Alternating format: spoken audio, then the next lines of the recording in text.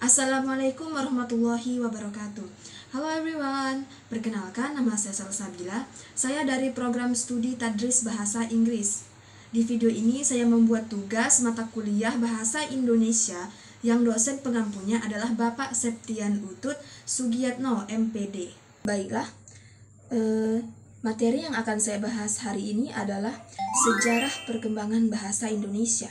Bahasa Indonesia adalah bahasa resmi yang ada di negara Indonesia. Di Indonesia terdapat banyak sekali bahasa daerah. Namun bahasa Indonesia diperlukan untuk berkomunikasi dan berinteraksi dengan antar suku bangsa yang ada di negara Indonesia. Bahasa Indonesia sudah mulai berkembang dan terbentuk baik secara lisan maupun tulisan pada 28 Oktober 1928. Dan hal tersebut bertepatan dengan Hari Sumpah Pemuda. Sebenarnya, bahasa Indonesia itu berasal dari bahasa Melayu. Bahasa tersebut sudah lama digunakan sebagai bahasa perantara atau lingua franca. Tidak hanya digunakan di negara Nusantara saja, tetapi di seluruh Asia Tenggara juga menggunakan bahasa tersebut. Badan Pengembangan dan Pembinaan Bahasa, Kementerian Pendidikan, Kebudayaan, serta Riset dan Teknologi dalam laman resminya mencantumkan bahwa bahasa Melayu sudah lama digunakan di Asia Tenggara sejak abad ke-7.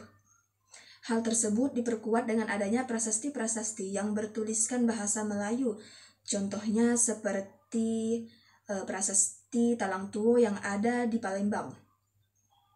Pada tahun 1926, para pemuda Indonesia masih mempermasalahkan tentang sebutan bahasa persatuan. Lalu Muhammad Tabrani mengusulkan bahasa Melayu diubah menjadi bahasa Indonesia, dan istilah tersebut disetujui oleh seluruh pemuda Indonesia. Pada dasarnya, bahasa adalah media untuk berkomunikasi yang memiliki eksistensi yang lebih, dan bahasa itu hampir mencakup seluruh masyarakat, bahkan sampai kebudayaan itu sendiri. Banyak sumber yang mengupas fungsi bahasa Indonesia, salah satunya pada buku Aprianto tahun terbitan 2008 halaman 12. Terdapat 4 fungsi dan kedudukan bahasa Indonesia. Yang pertama adalah sebagai lambang kebanggaan bangsa. Bahasa Indonesia mencerminkan nilai-nilai bangsa Indonesia. Dan yang kedua adalah sebagai identitas nasional. Bahasa Indonesia adalah identitas dan jati diri bangsa Indonesia. Yang ketiga adalah sebagai alat penghubung antar daerah, antar suku, dan antar budaya. Bahasa Indonesia menghindari segala macam aktivitas yang dapat menyebabkan kesalahpahaman di tengah masyarakat yang majemuk. Dan yang keempat adalah sebagai alat pemersatu suku dan bangsa. Jadi di Indonesia itu terdapat banyak sekali bahasa daerah. Totalnya bisa mencapai 700 bahasa daerah.